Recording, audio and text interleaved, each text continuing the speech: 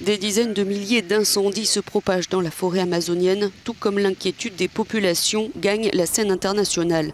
L'ONU a appelé à la protection de l'Amazonie. En pleine crise climatique mondiale, on ne peut pas accepter davantage de dégâts sur une source majeure d'oxygène et de biodiversité, a déclaré Antonio Guterres.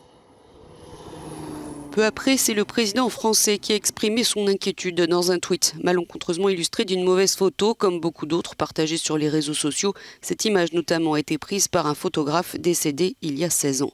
Néanmoins, dans ce tweet, Emmanuel Macron parle de crise internationale et propose de discuter de cette urgence mondiale au sommet du G7. Mais le président du Brésil, le climato-sceptique Jair Bolsonaro, n'a pas apprécié. Il a accusé Macron d'instrumentaliser une question intérieure au Brésil, de vouloir discuter de ces incendies en l'absence des premiers concernés. Il a dénoncé son ton sensationnaliste et évoqué la mentalité colonialiste de la France, dépassée au XXIe siècle. Bolsonaro est sous pression depuis 15 jours. ONG environnementales, indigènes, scientifiques dénoncent son action et lui ne cesse de polémiquer. Il a tenu une réunion de crise hier soir alors que des manifestations se profilent à Sao Paulo et Rio et devant nombre d'ambassades du Brésil ce vendredi.